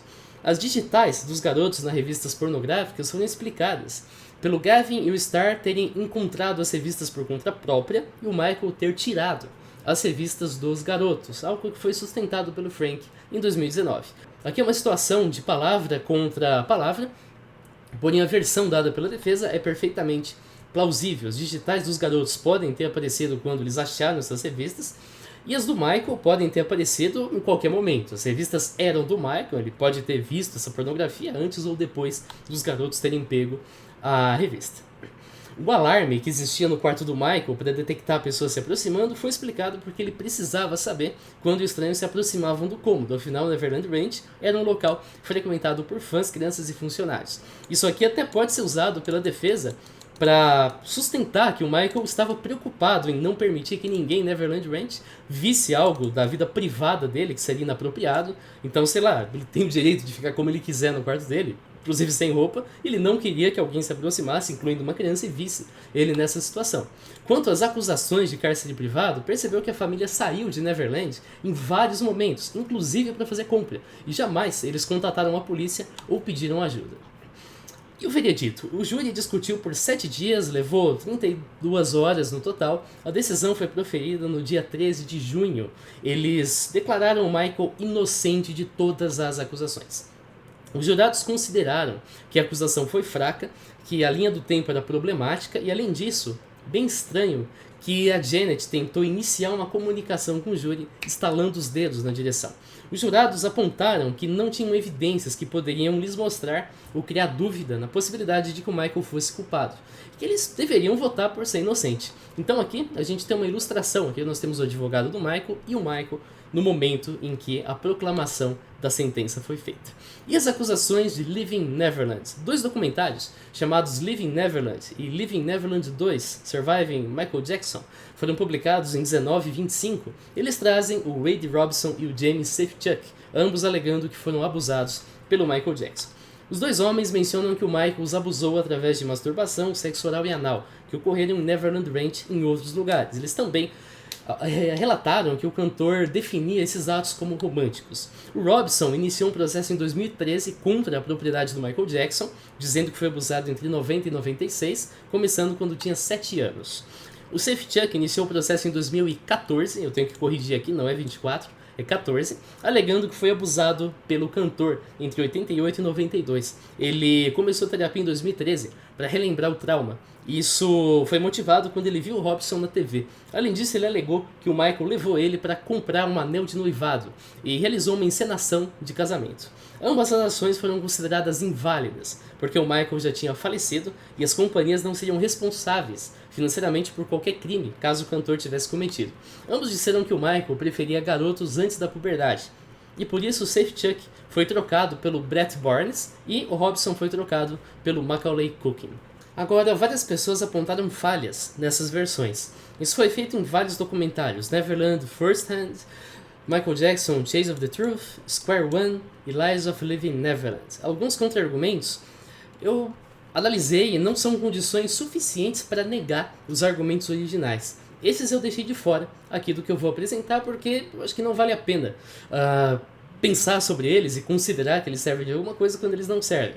Então, por exemplo, ou o Robson ou o Safechuck, não lembro qual dos dois, menciona que foi abusado numa cama num castelo em Neverland Ranch. E o argumento é que, segundo funcionários, não havia uma cama no castelo naquele ponto. Agora, a questão é que uma cama é um móvel. Você põe e tira a qualquer momento. Não é, sei lá, uma piscina semiolímpica, que é uma coisa mais difícil de tirar do lugar. Então, isso aqui é ok. É bem provável, como a gente vai ver, que a versão seja mentira. Porém, o argumento em si não é suficiente para provar que a versão é uma mentira. Então, em primeiro lugar, o Safechuck disse que não foi abusado pelo Michael durante as investigações de 93. O Robson fez o mesmo em 93 e 2005. Lembra que eu disse que o Robson ia ser importante? É por isso. Ele testemunha, sob juramento, que não foi abusado tanto em 93 quanto em 2005 e depois ele muda a versão. Alguns comentários são sobre o Robson. A Brandy Jackson, sobrinha do Michael, foi namorada do Robson durante a adolescência por 7 anos. E ela afirma que o Robson procurava ganho financeiro na carreira do Michael quando a carreira dele estagnava. O Scott Ross, investigador particular, afirmou que o Robson era uma testemunha muito importante das investigações. Ele jamais mudou a versão, mesmo depois do que eles chamam de cross-questioning, ou seja, questionamento cruzado. Tanto a defesa quanto a acusação reveza, fazendo perguntas. Lá ele defendia a inocência do Michael e passou o questionamento cruzado. A última cena do documentário traz o Robson queimando itens que foram presenteados pelo Michael Jackson, mas isso foi feito com réplicas, não com os itens originais. Agora, a Joy Robson, a mãe do Wade Robson, afirma que ela destruiu todos os itens com o nome do Michael quando soube do que ocorreu com o filho. No entanto, vários itens que têm o nome do Michael ainda estão em suas posses. Afinal de contas, ela destruiu ou não? E por que isso é relevante? Porque se ela tem tantos itens de posse, talvez ela não tenha destruído nada. E aí por que ela mentiria a esse respeito? O Robson teria sido instruído a evitar garotas pelo cantor. Paradoxalmente, o Michael lhe apresentou a sobrinha e ele namorou a sobrinha do Michael. Outros comentários abordam Safechuck. O livro ficcional, que foi publicado em 97 pelo Victor Gutierrez, chamado Michael Jackson Was My Lover, que é um diário do George Chandler, obviamente é mentira, nada daquilo que aconteceu é obra de ficção, tem passagens que são muito similares com o que Safechuck alega. Em ambos os casos, o Michael teria mostrado livros pornográficos estrangeiros, detalhe que são estrangeiros para a vítima, ele tem ciúmes de uma menina adolescente, em que a vítima tem interesse, ele usa um tipo de bandagem para cobrir o nariz quando vai dormir com a vítima, e ele oferece álcool para a vítima.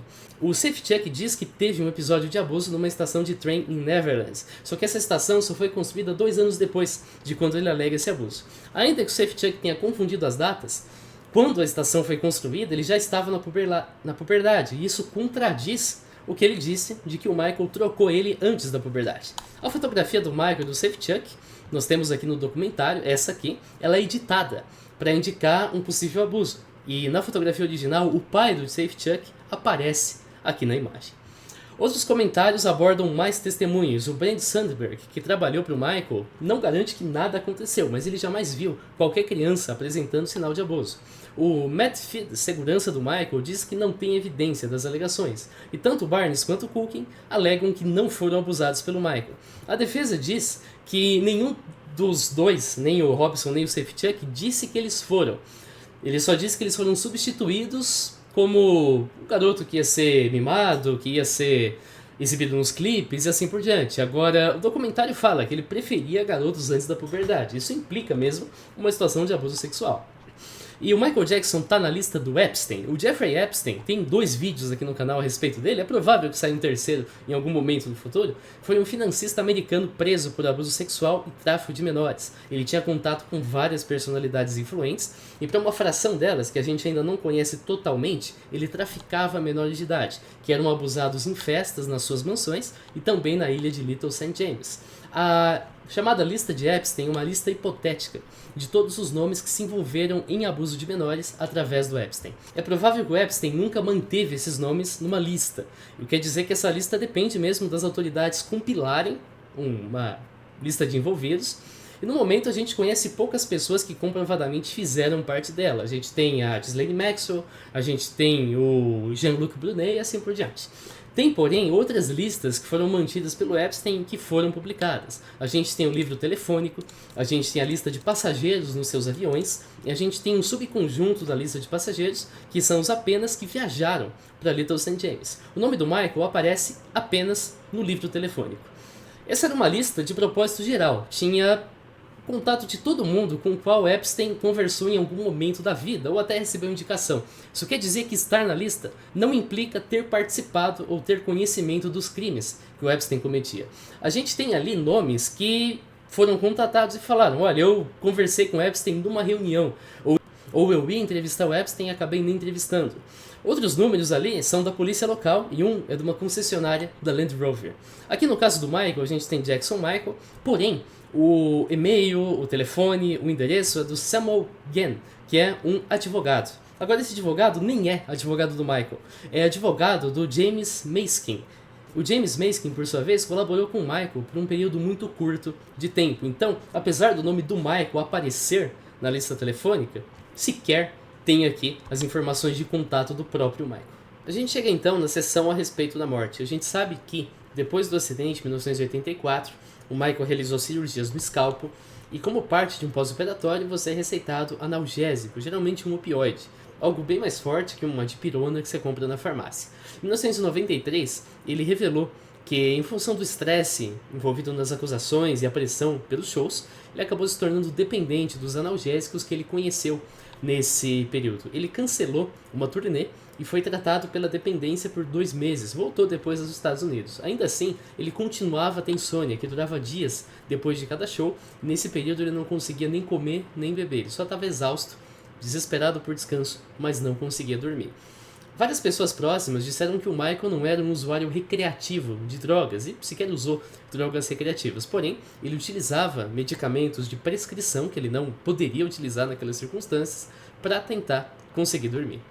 O Michael sempre fez questão de, nesses momentos, usar um médico presente para monitorar o estado de saúde. Um desses médicos foi o Conrad Murray, que o Michael conhecia desde 2006, quando o Conrad tratou a Paris, e foi contratado como médico particular em 2009. No dia 24 de junho de 2009, o Michael chegou num ensaio por volta das 18h30, voltou para casa à meia-noite e 30 do dia 25 agora, foi para a cama à 1h30. O Murray estava presente, ele já tinha dado drogas, diazepam, lorazepam, midazolam para dormir. O Michael ainda não tinha conseguido dormir e pedia pelo que ele chamava de milk, leite, que seria o Propofol. Tem esse nome porque o Propofol de fato tem uma aparência, parece um leite, ele é branco. Inclusive eu já fiz uma endoscopia que foi feita com anestesia de Propofol. Então a enfermeira até falou para mim, ó, você vai usar a droga do Michael Jackson. Eu achei estranho, quando eu entro num Boeing ninguém me fala, esse é o avião da Malaysia Airlines, mas tudo bem.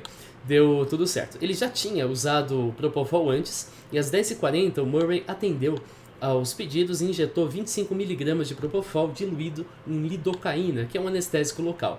O Murray testemunhou que quando o cantor dormiu, ele deixou o Michael na cama e foi ao banheiro. Voltou 2 minutos depois, encontrou o Michael sem respirar e com um pulso bastante fraco. Ele fez CPR, que é a reanimação cardiopulmonar, de uma forma inapropriada, a gente vai ver porquê daqui a pouco, durante 10 minutos. Administrou flumazenil, que é uma droga usada para anular a overdose por sedativos, e aí ele chamou a ajuda da equipe que estava na casa. Não era uma equipe médica, era uma equipe de funcionários da casa. O segurança chamou o 911, o número de emergência, meio-dia e 21. Isso já fazia um tempo considerável que o Michael estava sem respirar.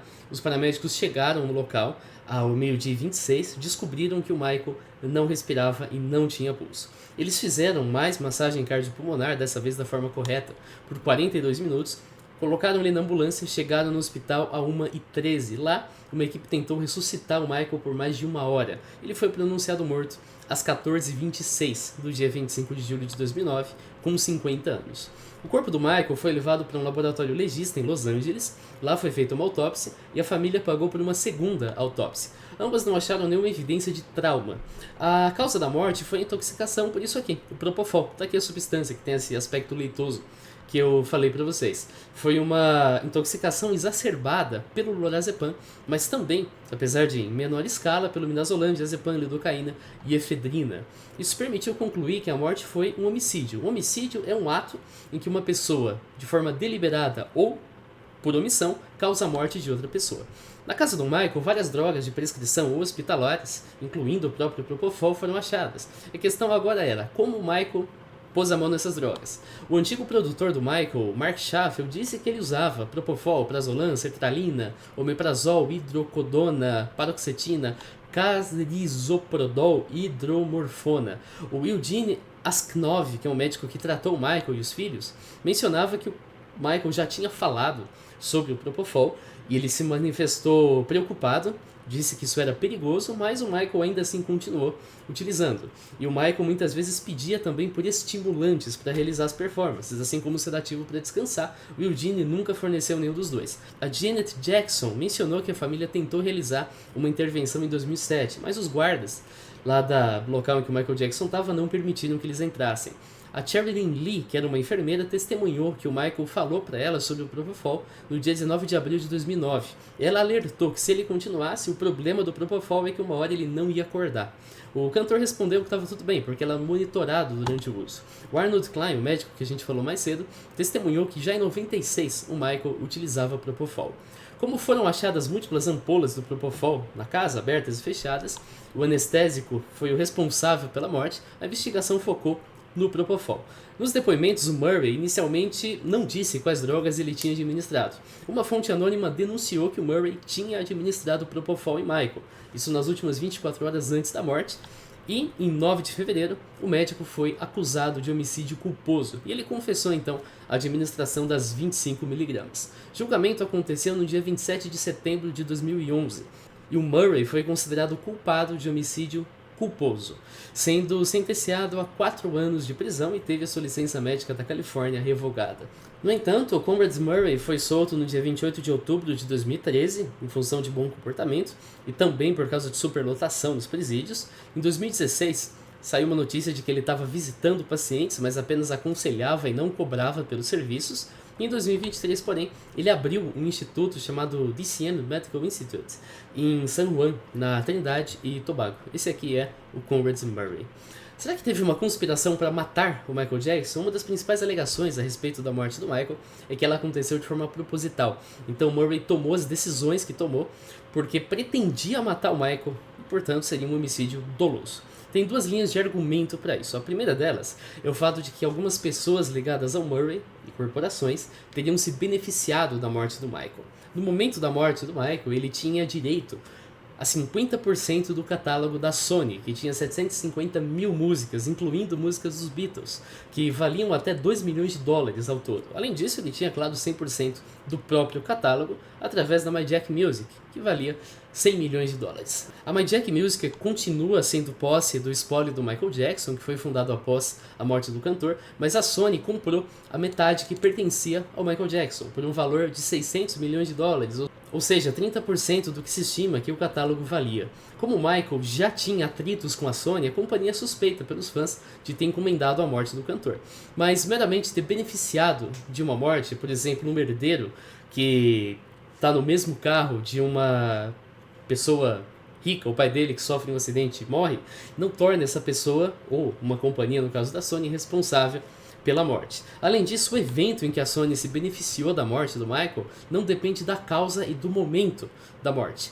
Então isso provavelmente ocorreria nas mesmas circunstâncias, independentemente de quando ou como o Michael tivesse falecido. A gente teria os mesmos trâmites, independente do momento. Então, no caso, como o Michael morreu em 2009, aí a Sony fez todos os trâmites para adquirir essa fração, que só foi acontecer lá em 2016. Porém, se fosse em outro momento, é muito provável que a mesma coisa teria acontecido. A segunda é justamente as ações. O Murray teria tomado diversas ações que levaram à morte do cantor depois dele ter administrado o Propofol. Propofol é destinado ao uso hospitalar. Isso só pode ser administrado por um profissional capacitado em anestesia. O Murray não era. Tem que ser administrado no ambiente com equipamentos de monitoramento, suporte e ressuscitação. O Murray não tinha. E serve para anestesia durante procedimentos, que não era o caso. O Michael sabia de tudo isso, foi alertado inclusive, e ainda assim o Murray foi contratado para realizar essa administração do sedativo. O Murray aceitou, então quer dizer que aparentemente para ele, diretrizes de segurança médica são algo que você pode negligenciar. Então, De um cara que faz isso, não é muita surpresa que ele tenha ido no banheiro e deixado o paciente desacompanhado ali.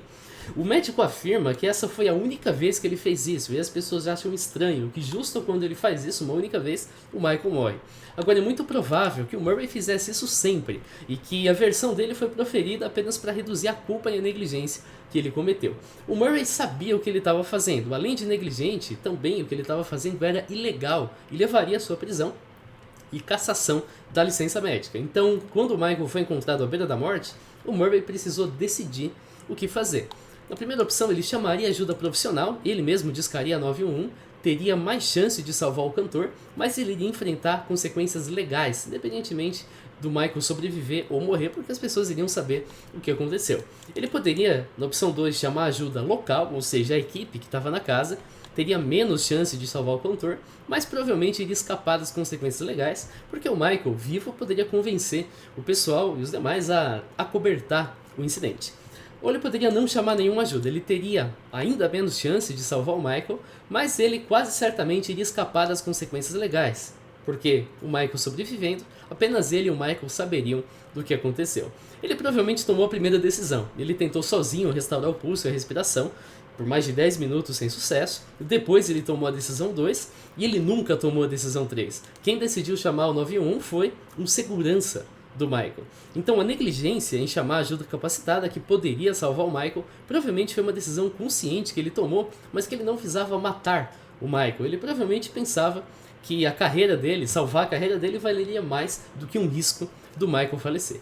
Por fim, o Murray administrou massagem cardiorrespiratória para o Michael em cima de um colchão. Isso não é o procedimento certo, você tem que fazer numa superfície dura para evitar que a compressão realizada seja absorvida pelo material que está abaixo do paciente. Isso provavelmente não foi feito visando matar o Michael, mas porque o Murray sabia que a carreira e a liberdade dele estavam em jogo, ele se desespera e esquece as diretrizes básicas. Se você trabalha numa área de risco, medicina, aviação, policiamento, sei lá, rapel, alpinismo, guia dessas coisas, você tem que saber como evitar os erros, mas também como se manter calmo enquanto você corrige um erro cometido e mitiga os seus danos. Agora, um profissional que seja competente o bastante para isso, dificilmente vai fazer algo como administrar Propofol em casa como indutor de sono.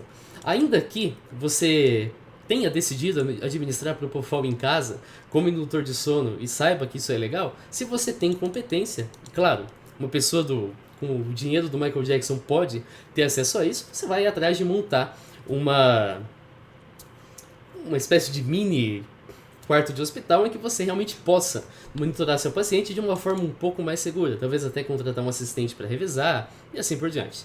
Então, como não teve comprovação da intenção de assassinato, Murray foi condenado por homicídio culposo e não doloso. Mas, dado tudo que eu falei aqui, é possível que em outras legislações isso seria considerado um homicídio doloso. Aqui no Brasil, por exemplo, uma morte no trânsito que é causada por embriaguez pode ser considerada homicídio doloso, porque o motorista, mesmo não pretendendo matar, assumiu o risco de matar quando decidiu dirigir embriagado. O Michael teria permissão legal para forjar a própria morte? Uma matéria garante que o Michael está vivo, segundo um jornalista chamado Dirceu Jackson, que seria especializado nessa hipótese. Ele alega várias coisas que a gente vai falar adiante, mas ele também diz que na Califórnia tem uma lei que permite que pessoas físicas que ajudaram a mudar a história dos Estados Unidos podem forjar a própria morte por 10 anos. Isso obrigaria ele a se apresentar em 2019, isso não aconteceu. Agora essa lei nem existe, e ela, pela forma como ela foi anunciada, eu achei muito estranha, porque suponha que eu invada o Arquivo Nacional e mije na Declaração da Independência. Eu vou mudar a história dos Estados Unidos. Eu ainda tenho o direito a forjar minha própria morte? Evidentemente não. Mas a questão é, não tem lei e nem precisaria ter essa lei, porque nos Estados Unidos forjar a própria morte por si só não é ilegal. Se torna ilegal quando isso é feito para se obter uma vantagem financeira, por exemplo, evasão fiscal ou prêmio de uma pólice de seguro, ou para fugir de uma condenação. As mortes que têm suspeita de crime, como a do Michael, precisam ter um certificado de óbito que seja assinado por um legista que analisou o corpo. Se o Michael tivesse tido uma morte previsível em casa, aí poderia ser assinado por um médico que analisou o corpo. Em situações em que não tem corpo, aí você precisa que um juiz analise e autorize a emissão de um certificado de provável morte. Como a gente está abordando méritos legais, o Estado, porém, não tem permissão para corroborar com uma morte forjada de ninguém. No caso do Michael, isso precisaria ocorrer envolvendo centenas de pessoas. Por isso, as pessoas que forjam a própria morte atualmente não vão escolher um método como overdose, que vai ter investigação e tudo mais, especialmente corpo. Elas vão escolher um método em que não há corpo. Geralmente você vai escolher um desaparecimento numa situação em que o resultado provável é a morte, ou você vai escolher suicídio por afogamento. Você vai deixar indícios de que você tenha feito uma dessas duas coisas, quando na realidade você fugiu. Aqui a gente tem o atestado de óbito do Michael Jackson. Será que ele apareceu no próprio velório? Esse aqui é o velório do Michael Jackson. Ele aconteceu no dia 7 de julho. Essa foi a última cerimônia, uma cerimônia privada, mas ainda assim com uma grande lista de convidados. E o caixão só foi aberto para os familiares, nunca publicamente. Muitos alegam, por semelhança facial, que essa mulher loira que aparece aqui numa das primeiras fileiras, exibida na transmissão, que foi mostrada na TV, seria o Michael Jackson disfarçado, afinal ela nunca foi identificada com sucesso. Mas é importante lembrar que não existe em nenhum lugar uma lista exaustiva de quem esteve no funeral. Tem listas na internet de quem a gente sabe que esteve, mas essa lista tem, sei lá, 10 pessoas. Aqui acho que tem algumas ordens de magnitude a mais do que 10 pessoas, então claramente não se aplica. E a imensa maioria que está no público nem é pessoa pública, então você não consegue dizer quem é cada um aqui. Talvez alguns aqui da foto você consiga, mas pega esse camarada aqui à esquerda, ou esse camarada à direita, tá, não sabemos quem é. Então o fato dessa mulher ser um mistério, a identidade, não é exatamente um problema. Muita gente aqui a gente não conhece. Aí tem o argumento da silhueta. A silhueta se encaixa perfeitamente. É verdade. Aqui tem a silhueta da mulher, você vai entender o que a Cersei está fazendo daqui a pouco. E aqui a gente tem a silhueta do Michael. Elas se encaixam. Aí a gente tem as pessoas que foram suspeitas de serem a mulher caso ela não seja o Michael. Nós temos, por exemplo, a Karen Feige, que é maquiadora do Michael, e a atriz Shannon Tweed. E de fato, tanto a Karen, como a gente pode verificar aqui, quanto a Shannon se encaixam aqui em termos de silhueta. Agora entra o problema que quase todo mundo se encaixa. Eu peguei aqui, por exemplo, o Biden. O Biden se encaixa, a Taylor Swift se encaixa, como você vê aqui. O goleiro Everton do Palmeiras se encaixa. A Emilia Clarke, da Daenerys, se encaixa. O Jeffrey Dean Morgan, que faz o Negan em The Walking Dead, se encaixa. A Cersei, lá de Game of Thrones, também se encaixa. Então, isso não é um bom argumento. Qualquer silhueta, a princípio, se encaixa aqui na imagem. Em última instância, a comparação funciona graças ao que a gente chama de viés de confirmação. Como você está esperando que isso seja o Michael, você tende a dizer que essa mulher é o Michael. Porque então você olha o nariz, olha o queixo e você pensa, parece. Agora, quando você tenta aplicar um critério objetivo, comparando ela com o Michael e com pessoas aleatórias, você vê que ela, na verdade, se parece com todo mundo. Porque, é claro, nós temos aqui uma foto que é de perfil, ela está em baixíssima resolução e a mulher está com cabelo e óculos escuros cobrindo boa parte do rosto.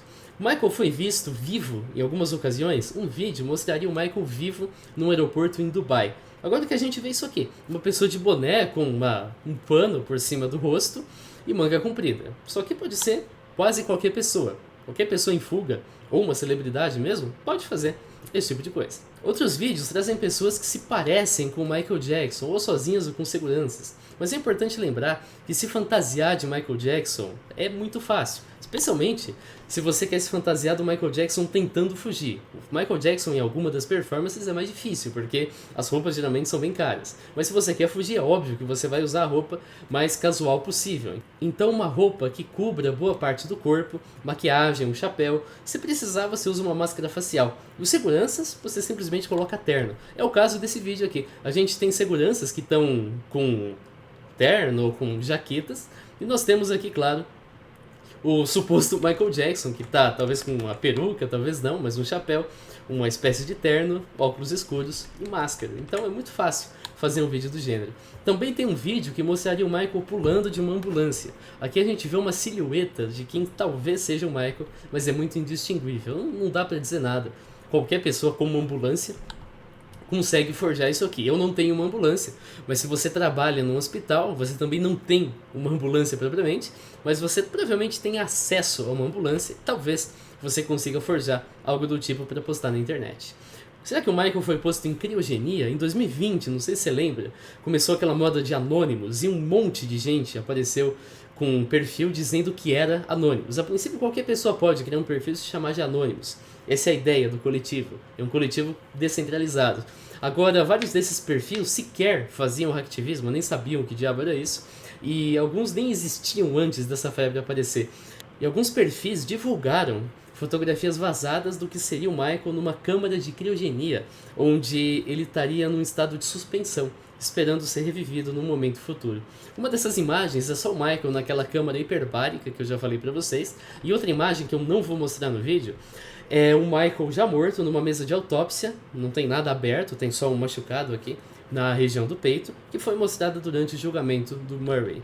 Assim, a gente pode concluir sobre os múltiplos aspectos da vida do Michael.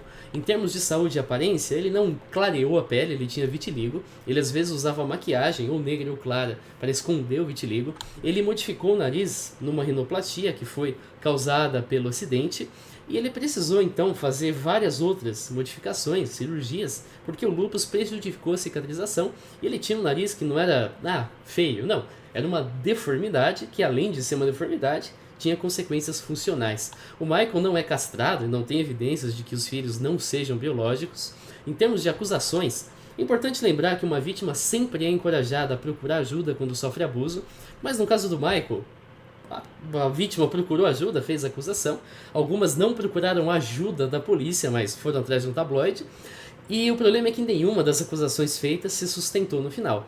Por exemplo, no caso do Chandler, a polícia não achou nada que corroborasse com a acusação e teve o acordo civil, mas na esfera criminal o Michael não foi acusado, mesmo tendo a investigação. A acusação do Jason foi obtida após pressão dos detetives, de início ele nem tinha essa ideia. Depois que ele foi confessar, e é o que tudo indica para fugir mesmo do interrogatório, para aquilo acabar logo. A acusação do Gavin não se sustenta quando a gente analisa o caso, tem uma série de coisas que são contraditórias entre as versões, e a acusação do Safe Chuck e do Robson não se sustenta quando os casos são analisados. Em termos de morte, a gente sabe que a morte do Michael foi causada pelo Conrad Murray, ele respondeu por homicídio doloso, e dependendo da jurisdição, poderia ser um homicídio culposo, porque ele assumiu o risco de matar. Ele decidiu priorizar a carreira frente à vida do paciente. Apesar disso, não tem evidências que indiquem que o Murray pretendia que as suas ações resultassem no Michael Jackson morto. Também não tem evidências de que o Michael esteja vivo ou em criogenia. Valeu por você que assistiu o vídeo, se inscreva no canal e a gente se vê. Falou!